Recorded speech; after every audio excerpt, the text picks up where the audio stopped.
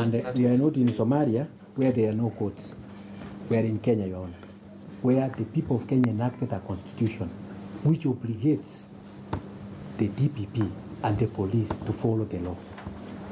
We are having a situation where, Your Honor, there are valid orders by a court of competent jurisdiction, which were valid up to today at 6. The DPP, 6 p.m. Yeah, 6 p.m. today. The DPP through the DCI had filed a miscellaneous number 6 of 2020, which is still not spent. They have not withdrawn it. Miscellaneous number? Number 6 of 2020. And my learned sister, Jacinta Nyamusi, was there. Your Honor, the orders were that today the DPP can go and they comply with the law and carry out searches. The searches were done on Saturday.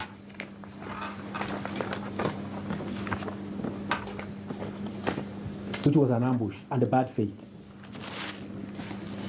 To add insult to injury, tomorrow they were supposed to appear before your brother for mention for further directions. They have been brought to Mirimani. You know what is the rule of law? It's not just a paper or an expression. It is that court orders must be obeyed. They should first withdraw miscellaneous number 6 of 2020 and say what is the status of that miscellaneous. They cannot appropriate and appropriate at the same time. So that is, I want to have military precision because you said we don't want to waste time. We don't mind. It is their constitutional mandate to prosecute. But they have to prosecute within the framework of the rule of law and due process. They cannot abuse the powers donated to them by the Constitution. Your Lordship, that's why Article 157.11 is very clear. If the process is in abuse, and Your Lordship, I will show you, the governor for Kitui, Charity Ngiru, has written a letter circulating that they should not even be given bond. So we are wondering, who is the prosecutor in this case? Is it Orengo, the senator for Siaya? Is it Charity Ngiru, the governor for Kitui? Or is it Atuori? Is it Atuori Francis, the Secretary General of Kotu? Because they are the people prosecuting this case in the social media. I have the letters here where they are saying they should not be given bond. When did they become prosecutors, magistrates, and judges in this case? Not yes. From the back, so that you can respond also accurately.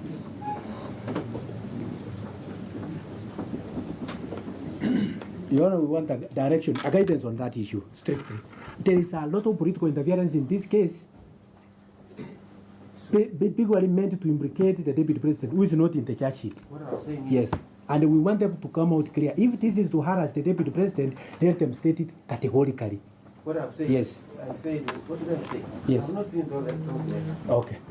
So why can't you I have them here. Can I give them to you, Your Lordship? They are in soft copy. I prefer reading affidavits in as far as evidence is concerned. Okay. Let's say that story, and we understand that police are currently conducting a search at Deputy President William Ruto's Harambee House Annex office at the Central Business District in Nairobi. Our reporter Franklin Wala has been following this story for us and now joins us live for an update. Wala, good afternoon. A search was conducted yesterday at the home of the former sports CS Rashid Echesa. The same is happening today at the office of the Deputy President of the CBD. What more do we know? Okay, thank you very much, Michelle.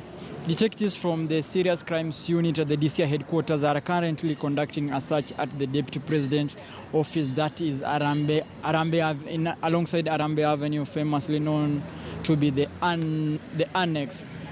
We understand the detectives came here at around 8 a.m. and currently they have been just trying to peruse some of the CCTV footages, the files, the documents, trying to get details in order to identify who are these people who allegedly accompanied the directors of the said companies from Poland and American, who are the complainants in this particular matter. We understand that those directors were actually two, an Egyptian and American, were here alongside the detectives, and we are being told that the directors of the said company have positively identified the people who received them at this particular office. They have identified the secretaries, the people who are at the reception, the people who they met in that 23 meeting that was actually posted by the Deputy President yesterday.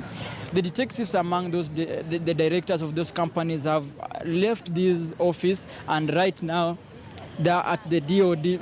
They are at the DOD trying to do more interrogation, and what we understand is that they are also doing a parade identification at the DOD centers. Just try to understand who are those that they met at the DOD offices when they met. We understand that the directors had earlier on claimed that when they went at the DOD, whereby some of the documents were stamped and even their passports were stamped with the DOD stamps, that they had met some generals, fake generals in quote per se, from the DOD center. So the exercise at the DOD is for the directors of those companies to positively identify the said generals in quote who met them, claiming that they were working for the procurement from the Ministry of Defense. Here at the DP's office, another team of detectives are currently still perusing some of the documents, some of the CCTV footages, in order to establish who are these people that actually accompanied the ex-CS Rashid Echesa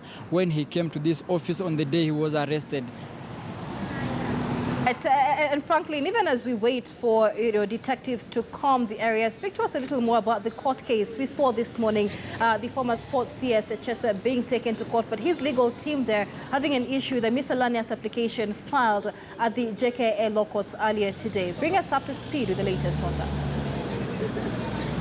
In the morning, when I talked to the prosecution and the detectives who were handling that matter, they told me actually the defense had sought to oppose the application that had made by the prosecution seeking Echesa to be present in court and take plea. The defense wanted the prosecution to first of all handle the issue that was ongoing at JKA on the miscellaneous application, whereby the chief magistrate at JKA court had made a ruling that detectives have Friday, Saturday, Sunday, and until today 6 p.m. to conduct searches in offices and houses that were associated to this particular scam.